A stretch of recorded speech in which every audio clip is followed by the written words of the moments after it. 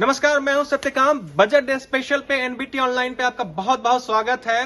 बात जब बजट की होती है तो हम घर के बजट की बात करेंगे, गैस सिलेंडर के प्राइस की बात करेंगे, आपके और हमारे पॉकेट में कितना सरकार पैसा देती है इसकी बात करेंगे। एनबीटी ऑनलाइन ने इस बजट डे स्पेशल पे खास कवरेज की तैयारी की है। बजट का एक एक पहलू के बारे में हम आपको बताएंगे। आपके जेब में कितना पैसा जाएगा, सरकार ने बजट के लिए किसे क्या क्या छूट दी है, इन सब चीजों पे बात करेंगे। और हमारे साथ बात करने के लिए हमारे सहयोगी राकेश परमार जी हैं। राकेश जी, इस बार के बजट में आपकी क्या उम्मीदें हैं? क्या क्या आप सोच रहे हैं कि सरकार हमें छूट दे सकती है? पॉकेट में पैसा आएगा क्या आपके? सत्यकाम जी, देखिए, हम लोग सैलरीड क्लास से हैं और एक सैलरीड क्लास की जो उम्मीद है उसमें सबसे बड़ी उम्मीद यही है कि कम से कम टैक्स छूट मिले।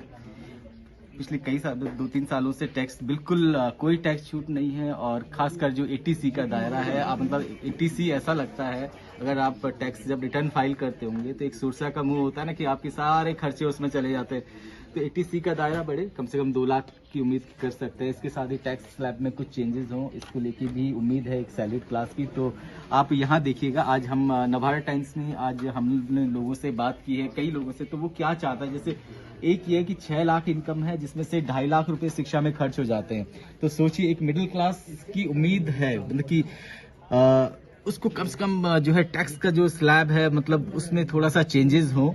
ठीक है ना, वर्क फ्रॉम होम का दौर चल रहा है और मतलब घर का खर्चा बड़ा है, तो टैक्स फ्री अलाउंस और बहुत सारी मांगे इस बार टैक्स पेयर्स की, है ना सत्यकाम जी? टैक्स पे छूट की बात काफी अरसे से की जा रही है। पिछली बार सरकार ने स्टैंडर्ड डिडक्शन में कुछ छूट देके हम लोगों को या मिडिल क्लास को थोड़ी सी राहत देने की कोशिश की थी, लेकिन टैक्स छूट का ऐलान नहीं किया था।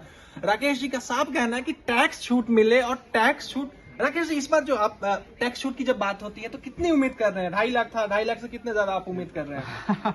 2.5 लाख से तो जितनी मिल जाए उतनी कम है। एक मिडिल क्लास, लेकिन एक मिडिल क्लास सैलरीड क्लास मतलब 3.5 लाख या 4 लाख के आसपास का, तो 3.5-4 लाख सैलरीड क्लास का एक एक्सपेक्टेशन है कि बजट में खास तौर पे इनकम टैक्स में छूट मिले। हमारे साथ हमारे सहयोगी नवीन जी हैं।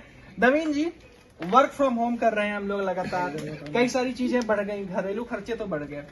आपको 2022 के बजट में निर्मला सीतारमण से क्या उम्मीदें हैं? आपके लिए क्या मिल सकता है?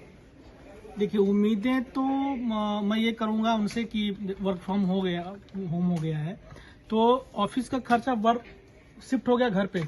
यहाँ का इंटरनेट मुझे फ्री मिलता था, वहाँ इंटरनेट लगाना पड़ रहा है। मतलब एक इंफ्रास्ट्रक्चर वहाँ हमको ऑफिस का डेवलप करना पड़ा है।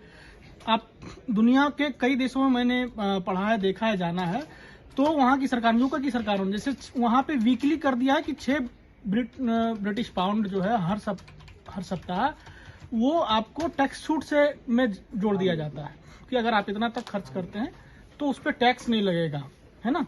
तो मुझे उम्मीद है कि वर्क फ्रॉम होम के लिए नया अलाउंस दिया जाए, 50,000 रुपये तक भी दे दें तो अच्छी बात है।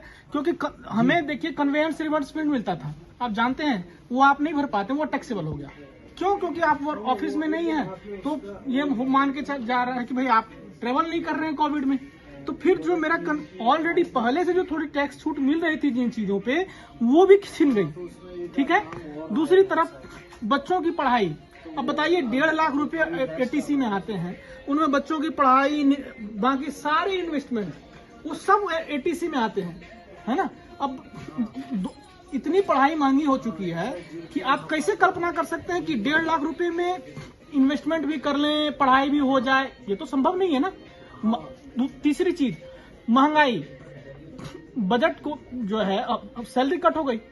आपको पता है कि हम लोग की कोविड में बहुत से लोगों की सैलरी कट हुई, बहुत की तो जॉब ही चली गई। तो हम लोग सौभाग्यशाली रहे कि चलो सैलरी कट के साथ भी हम लोग कम से कम जॉब तो बची है, लेकिन मतलब कचूमर निकल जा रहा है, कचूमर निकल जा रहा है। तो निर्मला सीतारमण से बजट में एक आम मिडिल क्लास की ये डिमांड है कि सब कुछ तो दो उनके जेब में, और जिससे कि वो खर्चा ज्यादा कर सके। अब बात होती है महंगाई की। हमारे पास हमारी बिजनेस टीम है, बिजनेस टीम हेड है हमारे पास शीर्ष चौरसिया जी।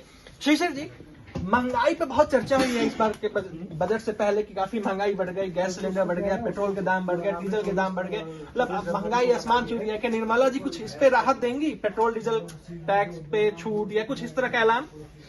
सबको उम्मीद है कि महंगाई से राहत मिले, लेकिन अब देखनी होगी कि महंगाई कौन सी महंगाई आप देखते हैं। एक सरकार के खाते में जो महंगाई है वो अलग है। अब कल ही इकोनॉमिक सर्वे पेश हुआ, सरकार ने कहा कि पिछले साल के मुकाबले इस साल महंगाई घट गई। बाजार में जब आप जाएं तो देखते हैं कि हर साल जाड़े के मौसम में गोभी 10 रुपए किलो तक आ जाता था दिल्ली एनसीआर के बाजार में। इस साल 50 रुपए किलो से कम नहीं हुआ। आलू अभी उखड़ने का मौसम है, खेत से आलू उखड़ रहा है और आलू 50 रुपए के 2 किलो मिल रहा है, मतलब 25 रुपए किलो। प्याज और टमाटर की तो बात ही छोड़ दें।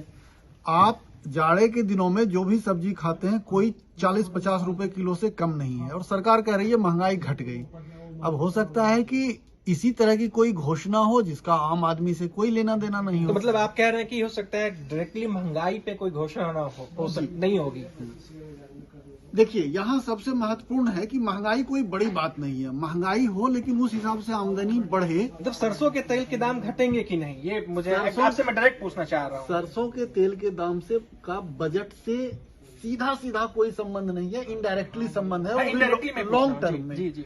तो उसके लिए सरकार को करना ये होगा कि सरसों का तेल हम जितना खाते हैं उसका 30 से 40% ही इस देश में पैदा होता है, बाकी एक्सपोर्ट हम करते हैं, बाकी हम इम्पोर्ट करते हैं। सरसों के तेल की कीमतें कम होंगी, इसके लिए हमें लॉन्ग टर्म प्रोजेक्ट पे चलना होगा। एक तो करना होगा कि अभी सरसों की जो पैदावार होती है उसका रकबा बढ़ाना होगा। सरसों की कुछ अच्छी किस्में इजाद करनी होगी जिसमें कि कम रकबे में ज्यादा फसल दे। तो उसके बाद सरसों पे और काम करना होगा कि 1 किलो सरसों में जैसे अभी 30 से 40% तक तेल निकलता है, तो उसमें 50%, 60% तेल निकलने वाली वेरायटी। तो ऑल टोटल इस बजट से लोगों को बहुत उम्मीदें हैं निर्मला सीतारमन का जो टैब है, जब वो टैब करेंगी तो उसमें से आम लोगों के लिए राहत की चीजें निकलेंगी। मिडिल क्लास को टैक्स छूट की उम्मीदें हैं, शायद टैक्स छूट मिल जाए, और किसानों के लिए भी, एजुकेशन के लिए भी कई सारी उम्मीदें हैं। तो देखने वाली बात है 11 बजे जब निर्मला सीतारमन बजट पेश करेंगे संसद में, तो उनके पिटारे से आम लोगों के राहत के लिए क्या क्या निकलती हैं। एनबीटी ऑनलाइन के लिए सत्यकाम अभिषेक।